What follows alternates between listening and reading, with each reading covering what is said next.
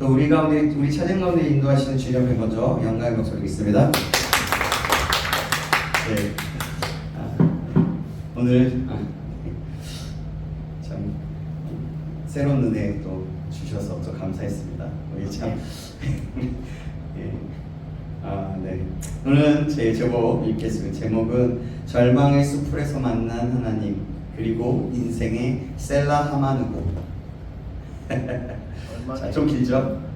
절망의 숲에서 만난 하나님 그리고 인생의 셀라 하마누고 이라는 제목으로 하나님 말씀 받겠습니다.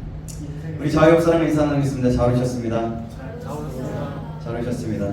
네, 오늘 잘 오셨습니다. 오늘 너무 재밌었던 게 찬양하면서 너무 재밌었던 게 우리가 약속한 대로 된 게 별로 없어요. 그래가지고 너무 이게 재밌어가지고 이게 또 이렇구나 또 하나님 또 이렇게 인도하시고 역사 또 은혜를 주시는구나. 그래서 중간중간 참 웃으면서 하나님 찬양하고 예배했던 것 같아요. 그래도 또 은혜를 주셔서 너무 감사한 시간이었습니다. 오늘 이렇게 여러분 예배 나온 여러분 한 사람 한 사람을 다시 한번 주님의 이름으로 환영하고 축복합니다. 아멘. 오늘따라 얼굴이 다 빛나는 것 같아요.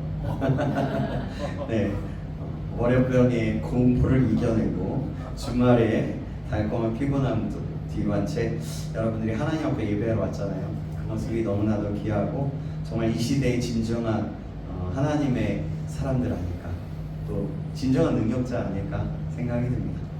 오늘 우리가 함께 나눌 말씀은 사무엘상 23장 15절에서 29절까지 말씀인데요. 그래서 설교 제목을 이렇게 정해봤는데 조금 길죠? 다시 한번 제가 하면 따라해볼까요?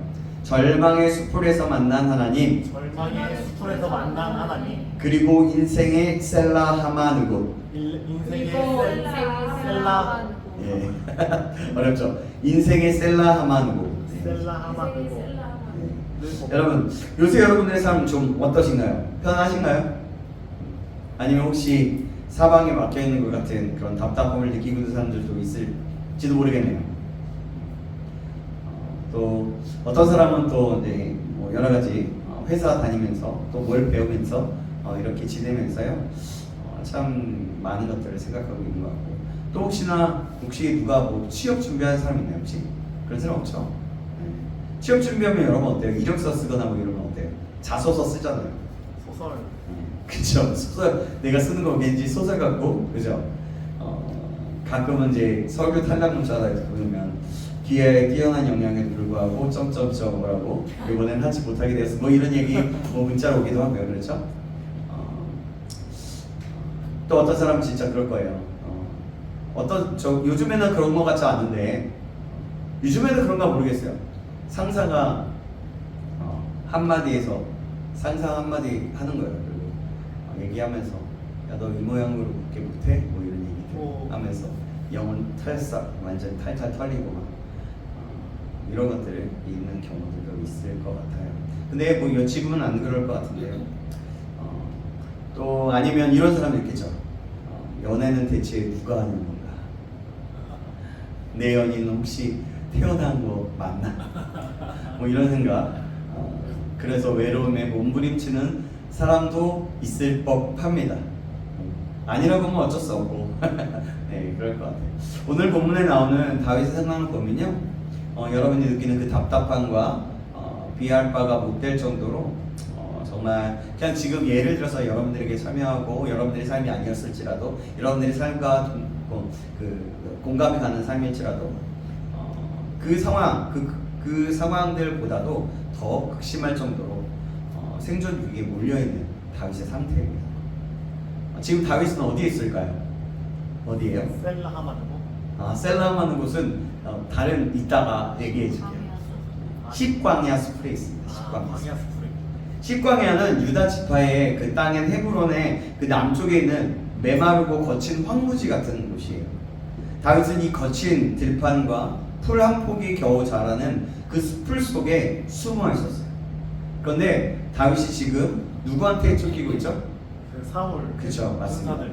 이스라엘 왕 사울이 국가 최첨단 수사망과 정예 군사들이 다윗 한 사람을 잡겠다고 샅샅이 뒤지고 있습니다. 와. 이 정도면 거의 이런 거 아닐까요? 절망의 끝판왕 아닐까요? 내가 그런다고 생각해보세요.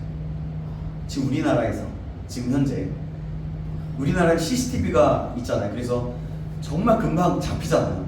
엄청 금방. 그런 상황이 있다고 한번 생각해보세요. 어떨까요? 재진이 없는데? 재직이 없어. 다윗도 재직이 없어. 그래요? 근데 왜 이렇게 억울해? 그렇게 왕은 아닐지를 모르는데 그럼 대통령이 우리 효범이를 그렇게 찾는다고 생각해보세요. 완전 절망의 끝판왕이겠죠. 그죠? 그죠. 그러니까 하루하루가 그냥 멘붕 속에 살 것 같아. 숨 쉬는 것조차도 숨 막히는 순간이었을 겁니다. 그런데 이렇게 피 말리는 절망의 순간에 다윗에게 아주 뜻밖의 손님이 찾아옵니다. 한 사람이 찾아와요. 누구일까요? 16절 한번 볼까요? 16절 같이 한번 읽어보겠습니다. 시작. 사울의 아들 요나단이 일어나 숲에 들어가서 다윗에게 이르러 그에게 하나님을 힘있게 의지하게 하였는데, 아멘. 누구예요? 세상이나 다윗을 죽이려고 눈이 뒤집혀 있는 사울의 아들 요나단입니다. 요나단이 찾아옵니다. 생각해보세요. 다윗은 지금 목숨을 걸고 엄중하게 숨어 있었어요. 그래서 들키지 않아요. 계속 그러고 있습니다. 그런데 요나단이 다윗이 있는 것을 알고 찾아왔어요. 이렇게 다윗이 있는 것을 알고 찾아왔다는 게 무슨 뜻일까요? 무슨 뜻일까요? 다윗과 요나단이 사울왕 몰래 계속 비밀리에 계속 소식을 주고받고 있었다는 거예요. 요나단이 위협을 무릅쓰고 자기 목숨을 걸고 이 거친 숲을까지 다윗을 찾아온 거예요. 그런데 그 이유가 무엇일까요? 그냥 야 다윗 잘 지내냐? 뭐 요즘으로 말하면 인스타 스토리 보니까 너 요즘 좀 힘들게 지내더라 뭐 이랬을까요? 이렇게 안부음으로 온 걸까요? 아닙니다. 요나단은 사울이 추격 때문에 그 영육간에 완전히 지쳐버린 그 다윗 친구에게 위로하고 그에게 다시 일어날 수 있는 힘을 주기 위해서 온 거예요. 요나단이 다윗에게 와서 한 일이 무엇일까요? 16절 하반절에 보니까 그에게 하나님을 힘있게 의지하게 하였다라고 기록하고 있습니다. 여러분 힘들어 죽겠는데 그런 사람한테 찾아가서 힘내 라고 말하는 건 누구나 할 수 있잖아요. 그렇죠? 힘내. 영혼이 있는 건지 없는 건지 잘 모르요. 하지만 영적으로 지쳐서 무너져 가는 그 사람에게 다윗 하나님을 바라봐. 하나님을 힘있게 바라봐. 그분을 의지해 라고 하는 거예요. 그때 그 다윗이 어떻게 느꼈을까요? 그럼 여러분 어떻게 느낄 것 같아요?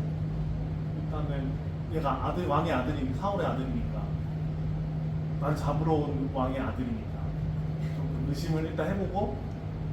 아니 그런 게 아니라 다윗하고 요나단은 아주 극심한 아무도 모르게 계속해서 연락을 서로 통했던 사람이라서 친구네.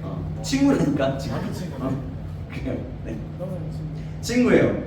근데 다윗아 내가 너 힘내라고 하는 게 아니라 하나님을 바라봐. 하나님을 힘있게 의지해라고 하는 거예요. 여러분 어떻게 생각하세요? 힘이 날 것 같아요? 힘이 날 것 같아요. 힘이 날 것 같아요? 네. 그래요? 그래요. 좋아요. 힘이 날 것 같은 사람이 있을까 하면 완전히 다윗이 축 처져 있고 진짜 하나님을 의심하고 있다라면 아마 그래서 힘을 들고 있더라면 다윗도 분명히 힘이 처져서 야 너 지금 나랑 장난하냐? 이렇게 반응했을 수도 있을 것 같아요. 그러나 그렇게 영적인 힘과 영적인 에너지를 불어넣어주는 친구는 아무나 할 수 있는 게 아니에요. 그러니까 다윗이 분명히 힘을 얻었을 거예요. 요나단이 다윗에게 와서 했던 위로의 말을 구체적으로 들어봅시다. 17절의 말씀인데요. 제가 읽을게요. 그럼 여러분 잘 들어보세요. 곧 요나단이 그에게 이르기를 두려워하지 말라. 내 아버지 사울의 손이 내게 미치지 못할 것이요 너는 이스라엘 왕이 되고 나는 내 다음이 될 것을 내 아버지 사울도 안다 하니라. 무슨 말이에요? 정말 놀랍지 않습니까? 지금 다윗 요나단은 사울 왕의 첫째 아들이에요. 왕의 계열, 그러니까 왕의 계승 서열 1위입니다. 이른바 왕가의 금수저라고 불릴 수 있는 그렇게 태어난 왕자예요. 가만히 있으면 자기가 왕이 될 사람이에요. 그런데 지금 요나단이 뭐라고 얘기하는 거예요? 너는 이스라엘 왕이 될 거야. 이스라엘, 그리고 나는 내 다음이 될 거야 라고 얘기하는 거예요. 요나단은 하나님께서 다윗을 이스라엘의 다음 왕으로 세우셨다는 것을 그 하나님의 뜻, 하나님의 주권을 명확히 알고 있었던 거죠. 계속해서 여러분들에게 이야기했죠. 요나단이 바로 하나님의 뜻을 알고 있었다. 그래서 다윗을 계속해서 높여주었다라고 했어요. 그러니까 하나님의 모든 것이 주인이시고 주권자이심을 알았다는 겁니다. 그리고 그저 머리로 아는 데서 그친 것이 아니라 하나님의 뜻 앞에 자기의 기득권, 자기의 어떤 자존심, 자기의 미래와 왕위까지 온전히 내려놓고 순종하는 모습이에요. 만약에 여러분이 요나단의 입장에서 보면 어땠을까요? 어땠을 것 같아요? 이러지 않았겠어요? 내가 왕위 계승자인데 듣도 보도 못한 시골 양치기 출신이 여러분들 남자들로 보면 시옷, 쌍시옷, 쌍기요, 스키임 이러면서 출신 다윗, 이 다윗이 왕이 된다고? 절대 못 주지. 내 자리 내가 지킬 거야. 아마 이러지 않겠어요? 그렇죠. 아마 우리 중 대부분은 사울 왕처럼 광분해하면서 내 자리 내놔, 내 자리야 이거 너 안 돼 라고 할 거예요. 예전에 내 자리 내놔라 이런 얘기할 때 이런 공포 영화 같은 공포 드라마 같은 내 자리 내놔 이게 갑자기 생각이 나긴 하지만 그리고 내 자리 내놔라고 한 거예요. 눈을 부릅뜨면서 그런 얘기를 한 거죠. 그렇게 한 게 아니라 그렇게 했지 않았을까라는 거죠.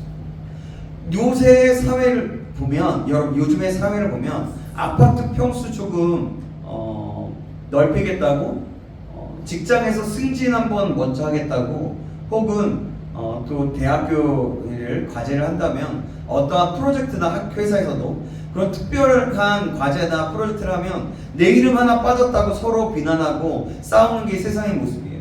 그렇지 않아요? 불의는 잘 참으면서 내 손해 보는 건 절대로 못 참는 것이 우리 인간의 솔직한 본 모습이 아닐까요? 그런데 요나단은 달랐다는 거죠. 그는 하나님의 뜻을 깨닫자마자 철저하게 양보하고 포기합니다. 자기 손에 쥐고 있는 특권과 권력을 자기 것이라고 주장하지 않은 거죠. 그런데 여러분 17절 마지막에 요나단이 했던 말 중에 아주 뼈 때리는 문장이 하나 있어요. 맨 처음에 이렇게 해요. 너는 이스라엘 왕이 되고 나는 내 다음이 될 것을 점점점 하다가 맨 마지막에 내 아버지 사울도 안다. 뭔 말이에요? 사울 왕도 다윗이 하나님께서 선택한 왕이 될 것이라는 그 사실을 이미 알고 있었다는 뜻이에요. 아니 알면서도 왜 사울은 다윗을 죽이려고 군사를 끌고 정국을 해주고 다닐까요? 이것이 바로 우리 안에 뿌리 깊게 박혀있는 죄된 본성입니다. 질투심일 수 있겠죠. 우리가 하나님을 믿으면서도 자주 넘어지는 이유가 무엇일까요? 하나님의 뜻이 무엇인지 몰라서 죄를 짓나요? 아니에요. 솔직히 다 알잖아요. 남을 미워하면 안 된다. 거짓말하면 안 된다. 주의를 거룩하게 지켜야 한다. 뭐 내 욕심대로 살면 안 된다. 이런 건 너무 많이 안 돼. 하나님의 뜻을 너무 많이 들었잖아요. 어디 있는지, 하나님의 뜻이 어디 있고 나에게 지금 뭘 원하시는지 분명하게 여러분들 많이 들어서 알 거예요. 근데 머리는 너무나 잘하는데 왜 자꾸 헛발질하는 거야? 왜 그럴까요? 사울처럼 내 이기심과 욕심 그리고 내 고집에 사로잡혀 있으니까 하나님의 뜻을 알면서도 고의로 불순종하고 악한 길을 고집하는 거예요. 우리는 확실하게 직면하면서 생각해봐야 돼요. 정말 이렇지 않나요? 반면 요나단은 하나님의 뜻을 알았을 때 그 자리에서 기꺼이 그 자기를 내려놓습니다. 사랑하는 여러분, 요나단처럼 내 손에 든 것을 포기하고 양보하는 삶이 왜 그렇게 어려울까요? 왜? 이유는 간단해요. 이게 다 내 힘으로는 얻은 내 것이라고 생각하거든요. 내가 얼마나 밤새 공부해서 들어온 회사인데, 내가 얼마나 피땀 흘려 번 돈인데, 내가 어떻게 쌓아올린 스펙인데, 말로는 모든 것이 하나님의 은혜입니다 라고 거룩하게 찬양하지만 속으로는 그래도 내 수고와 내 노력이 80%는 되지 라고 생각하니까 포기가 안 되고 양보가 안 되는 거예요. 그러나 여러분, 우리가 진정으로 내 삶의 주인 되신 하나님을 인정하고요, 내가 누리는 모든 것이 하나님이 주신 은혜라는 사실을 진심으로 고백한다면 우리는 요나단처럼 하나님의 뜻을 위해 기꺼이 양보하고요, 헌신하고 포기하는 멋진 순종의 삶을 살아가게 될 거예요. 아멘. 그렇게 될 줄 믿습니다. 아멘. 아멘. 여러분 곁에 이런 요나단과 같은 그런 친구가 있나요? 내가 가장 힘들 때 찾아와서 세상의 헛된 조언이 아니라, 야, 낙심하지 마, 하나님이 너와 함께 계신대, 하나님을 다시 힘있게 의지해보자, 이렇게 말하면서 나를 믿음으로 일으켜주는 영적인 동료자. 여러분이 누군가에게 그런 요나단 같은 존재가 되어주기를 주님의 이름으로 축복합니다. 아멘. 자, 요나단과 다윗의 이 가슴 뭉클하고 아름다운 만남이 지나고 나니까 곧이어서 아주 씁쓸한 추악한 인간들의 모습이 등장하게 돼요. 바로 다윗이 숨어 지내던 10황무지의 주민들이에요. 자, 19절 20절 말씀인데, 제가 19절 읽으면 여러분이 20절 읽어주실까요? 제가 읽겠습니다. 그때의 10사람들이 기브아에 이르러 사울에게 나와 이르되, 다윗이 우리와 함께 광야 남쪽 하길라산 숲을 요새에 숨지 아니하였나이까? 그러하온즉 왕은 내려오시기를 원하는 대로 내려오소서. 그를 왕의 손에 넘길 것이 우리의 의무이니이다니. 아멘. 여러분, 참 어이없지 않습니까? 뭐냐면 10사람들이 제발로 사울 왕을 찾아가서 밀고 하는 거예요. 왕이시여, 다윗이 지금 우리 동네 숲에 숨어 있습니다. 내려오기만 하십시오. 우리가 다윗을 묶어서 왕의 손에 딱 넘겨드리겠습니다. 이것이 당연합니다 라고 얘기하는 거예요. 아주 충성스러운 신하 노릇을 하고 있어요. 왜 이들이 이렇게까지 할까요? 왜 그럴까요? 여러분, 앞서 사무엘상 22장에 무슨 일이 일어났는지 기억하십니까? 다윗이 배고프고 지쳤을 때 높당에 있던 제사장 아히멜렉이 다윗에게 거룩한 떡을 줬어요. 그리고 골리앗의 칼을 건네줍니다. 그죠? 기억나시죠? 그런데 사울이 이 소식을 듣고 어떻게 했죠? 그렇죠. 높당의 제사장 85명은 물론이고 그 마을의 남녀노소와 가축들까지 싹 다 학살해버려요. 이 끔찍한 학살 사건을 목격한 10사람들은 덜덜 떨렸을 겁니다. 그랬던 거예요. 다윗을 도왔다가는 사울왕한테 우리 동네도 씨가 말리겠구나, 이런 거예요. 그래서 자신들의 안위와 이익을 위해서 아무 죄도 없는 다윗을 팔아넘기기로 작정합니다. 심지어 앞선 23장 초반에 지난주에 봤던 보면 다윗이 목숨을 걸고 이들을 위해서 어떻게 했어요? 블레셋의 침략으로부터 구원해 주었어요. 그 구원해 주었던 그 일라 주민들도 10 광야가가 아니라 구원해 주었던 그 일라 사람들, 그 주민들도 다윗을 사울에게 팔아넘기려고 했다는 거, 지금 이걸 얘기하는 한 거예요. 여러분, 그러니까 은혜를 원수로 갚는 게 바로 세상의 방식이죠. 더군다나 이 10사람들은 좀 뭔가 잘못 얘기하면 좀 욕같지만 어쨌든 이 10사람들은 다윗과 같은 그 유다 지파 사람이었어요. 그러니까 혈연으로 묶인 같은 그런 고향 사람들이에요. 그런데도 자기들의 목숨이 위험해질 것 같고 이기에 손해가 올 것 같으니까 주저없이 다윗을 배신합니다. 사랑하는 여러분, 사회생활을 해보면 느끼지 않습니까? 믿었던 직장 동료가 내 공로를 쏙 빼앗아갈 때도 있잖아요. 있어요. 그렇죠? 많죠. 친하다고 생각했던 친구가 내 뒤에서 험담할 때, 많습니다. 너무나 친하다고 생각했어요. 나와 관계보다 자기 이익을 더 중요하게 여기면서 돌아서는 모습을 볼 때가 참 많이 있는 것 같아요. 여러분, 이걸 볼 때 마음이 얼마나 씁쓸하고 쓰라립니까? 아프죠? 그렇죠? 근데 세상은 이처럼 자기 이익에 따라 움직이게 되어 있다는 거예요. 달면 삼키고요, 쓰면 뱉는 것이 세상의 법칙입니다. 하지만 여러분, 다윗은 사람들의 배신에 낙심하여 주저앉지 않았습니다. 왜일까요? 그는 사람을 의지한 것이 아니라 오직 하나님만 의지했기 때문에. 아멘. 여러분 이 사실을 꼭 기억하시고, 10사람들의 밀고를 받은 사울 왕은 시인하였어요. 이제 군대를 이끌고 신 광야로 들이닥칩니다.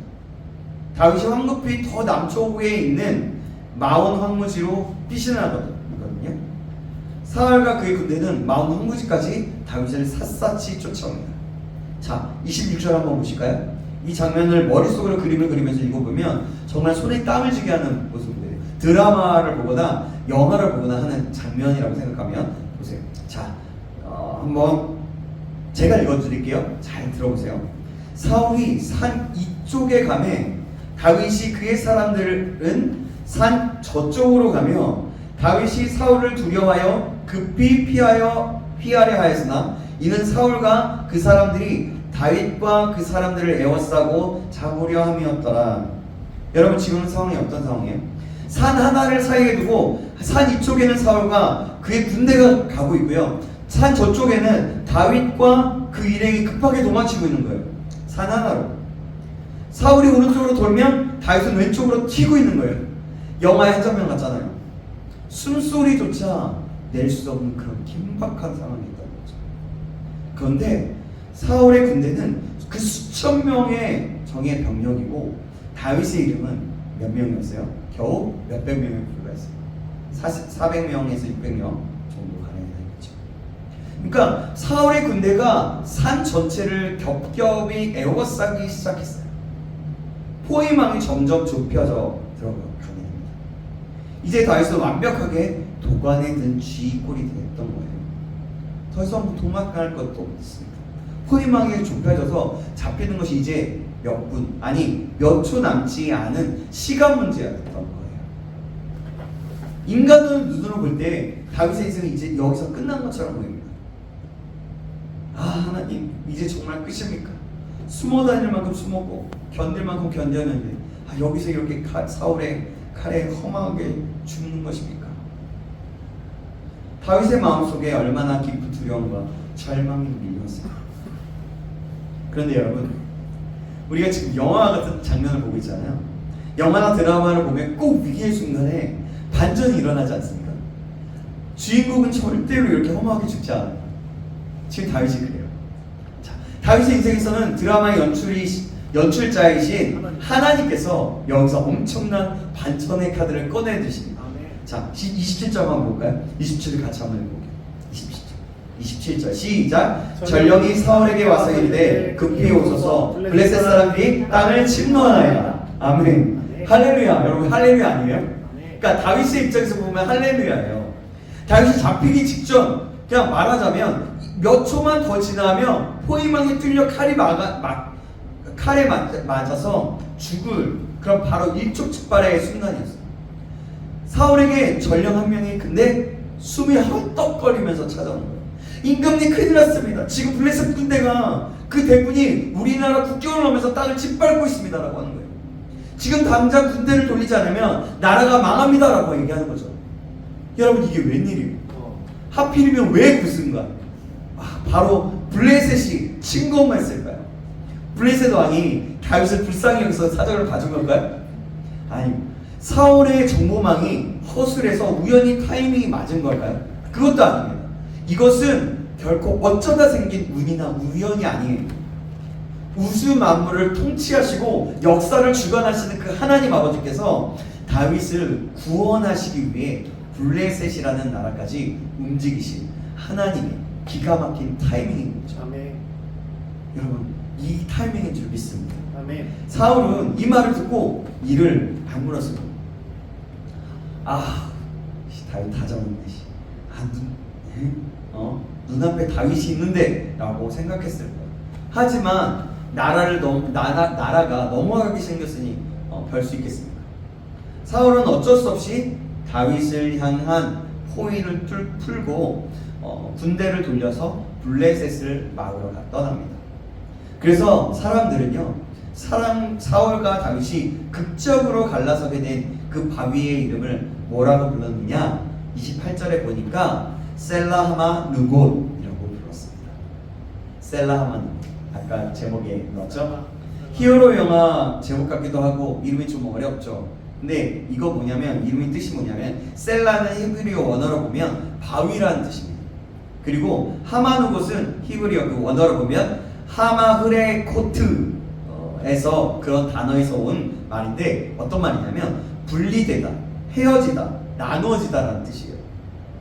즉 셀라 하마누곳은 그 뜻은 분리의 바위 또는 헤어짐의 바위라는 뜻이에요. 뭐라고요? 헤어짐의 그렇죠. 분리의 바위 또는 헤어짐의 바위. 사울의 칼날과 다윗의 목숨이 분리된 그런 바위였습니다.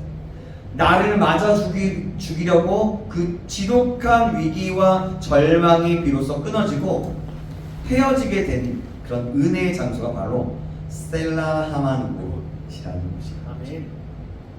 그리고 위기를 넘긴 다윗은 29절에 어디로 피할까요? 엔게디 요셉. 그렇죠. 바로 엔게디 요새로 이동합니다.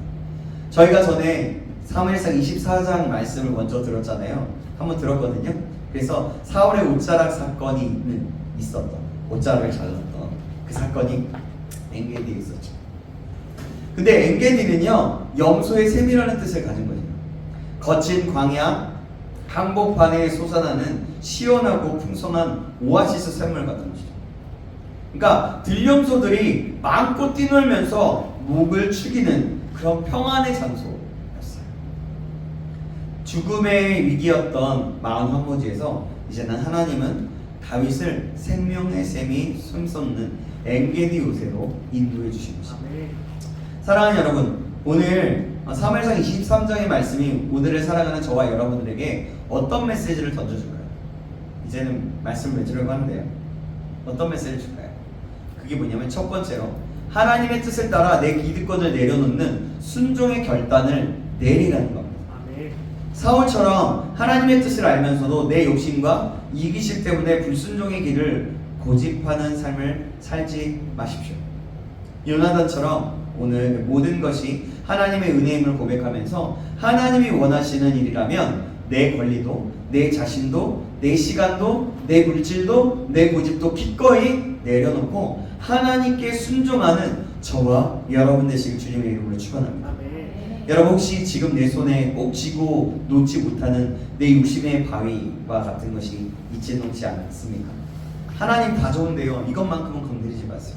내 미래, 내 이성교제, 내 물질, 내 주말 시간만큼은 제 마음대로 할게요 라는 혹시 그런 마음이 있으십니까? 그것을 내려놓을 때 비로소 하나님의 더 크고 놀라운 비전이 여러분의 삶의 시작될 줄 믿습니다. 아멘. 아멘. 그럼 두 번째는 뭘까요? 사방으로 우겨쌈을 당하는 그 절망의 순간에도 하나님은 반드시 도우신다는 사실을 신뢰하라는 겁니다. 여러분, 때로는 우리의 삶에 사방이 벽으로 막혀 있는 것 같은 때가 있습니다. 저도 예전에 한번 이력서를 나갔는데 이력서를 한 여러 군데 내도 한 군데도 연락이 오지 않는 그런, 여러분들도 뭐 그런 상황이 있을죠. 그렇죠? 취업의 문이 꽉 막혀 있는 거예요. 그리고 때로는 인간관계는 꼬여만 가고 집안의 환경이나 건강 문제는 더 악화되고 영적으로는 침체되어서 기도조차도 나오지 않는 그런 마온 황무지 같은 순간, 그런 순간이 혹시 그런 막혀있는 것 같은 그런 때가 있지는 않았습니다. 그러나 여러분 꼭 기억하십시오. 하나님을 믿는 성도에게, 하나님을 믿는 하나님의 자녀에게는 결코 외통수나 절망의 끝이라는 게 없어요. 우리가 사방으로 우겨쌈을 당할지라도 쌓이지 않는 이유는 우리의 위쪽, 즉 하늘을 향한 문은 언제나 열려있기 때문입니다. 사울이 수천 명의 군대를 다윗을 겹겹이 에워쌌지만 하늘에 계신 하나님께서 블레셋을 움직여서 단 한순간에 그 포위망을 뚫어버리셨던 것처럼 하나님은 우리가 생각지도 못한 기이하고 그 놀라운 방법으로요, 여러분의 막힌 담을 허물어뜨리시고 구원의 길을 열어주시고, 지금 여러분의 괴롭히고 있는 그 무거운 문제들, 미래에 대한 불안감, 경제적인 어려움, 상처받은 마음, 끊어내지 못하는 죄, 습관들, 그런 중독과 같은 것들, 오늘 하나님을 온전히 의지하며 기도할 때에 하나님께서 그 모든 고통과 염려들로부터 여러분을 분리해 주시는, 아까 얘기했죠, 셀라하마누고스의 은혜를 베풀어 주실 줄 믿습니다. 아멘. 헤어짐의 방이에요. 그래서 이렇게 해보는 거죠. 이러는 거죠. 시험아, 낙심아, 불안아, 너와 나는 오늘 이 예배 자리에서 끝이다. 아멘. 셀라하마누고 여기서 헤어지자. 이러는 거죠. 이렇게 이 믿음의 선포가 여러분의 삶에 있기를 주님의 이름으로 축원합니다. 아멘. 사랑하는 여러분, 오늘 다윗이 머물렀던 그 광야의 숲풀은 결코 외롭고 쓸쓸한 폐허로 끝나지 않습니다. 그 숲풀은요, 하나님을 힘있게 의지하게 해주는 그런 요나단이라는 동역자를 만난 은혜의 장소였어요. 그리고 마은 황무지의 바위는 죽음의 장소가 아니라 하나님의 기적 같은 구원을 경험한 셀라하마누 곳의 성지가 되었습니다. 아멘. 혹시 지금 숨막히는 숲을 속에 홀로 앉아서 울고 있거나 구석에서는 남들에게 보이지 못하는, 아무에게도 보이지 못하는 그래서 홀로 구석에서 나 혼자만 울고 있는 사람, 그런 여러분들 그런 사람이 있으십니까? 오늘 이 시간에 여러분의 마음을 하나님께 드리기 바랍니다. 하나님은 결코 절대로 여러분을 버리지 않으시고 여러분이 당하는 그 고통과 눈물을 다 알고 계세요. 우리가 내 힘으로 해결하려던 그 욕심과 고집을 내려놓고 하나님을 힘있게 의지하기 시작할 때 하나님은 인생의 블레셋을 움직여서라도 여러분을 건져내시거든요. 아멘. 그리고 여러분을 절망의 황무지에서 건져내서 생수의 강이 흐르는 엔게디의 요새, 참된 평안과 안식이 있는 그 은혜의 오아시스로 반드시 인도해 주실 것입니다. 아멘. 이 하나님을 온전히 신뢰하면서 오늘 하루도, 이번 한 주간도 담대하게 세상 속으로 나아가서 그래서 하나님과 함께 동행함으로 승리할 수 있는 저와 여러분 되시길 주님의 이름으로 간절히 축원합니다. 기도하겠습니다. 사랑과 은혜가 풍성하신 하나님 아버지, 오늘 주님의 말씀을 통해 절망의 숲을 속에서도 다윗을 지키시고 요나단을 보내어 위로하시며 기이한 방법으로 구원의 길을 열어주신 하나님의 손길을 봅니다. 하나님, 주님의 뜻을 알면서도 내 고집과 욕심을 버리지 못했던 사울과 같은 모습이 있지는 않았는지요. 그 모습이 있다면 주님 회개합니다. 요나단처럼 내 손에 쥐어진 그 기득권을 내려놓고 온전히 주님의 주재권을 인정하며 주재권에 순종하며 거룩한 그렇게 나아가 정말 참 기쁨으로 하나님의 일들을 감당해 나가는 그런 우리 사랑하는 청년들, 우리 모두가 될 수 있도록 인도하여 주시옵소서. 사방에 막혀 있는 것 같은 그런 우리의 환경 속에서 인간관계, 환경의 문제, 또 모든 문제들에 있어서 아버지 청년들을 붙잡아 주시고 위로해 주시고 인간의 생각과 세상의 방법으로 바라보면서 낙심하지 않고 오직 하나님의 은혜만을 기억하며 셀라하마느곳이라는 그 장소를 허락하신 하나님이 우리에게도 동일한 그런 셀라하마느곳을 부어주시고 인도하실 것을 믿고 기억하며 함께 믿음으로 한 걸음씩 나아가며 순종할 수 있는 우리가 될 수 있도록 인도하여 주시옵소서. 우리 모든 인생을 책임져 주시고 인도하실 하나님을 기대하며 살아계신 예수 그리스도의 이름으로 기도합니다. 아멘.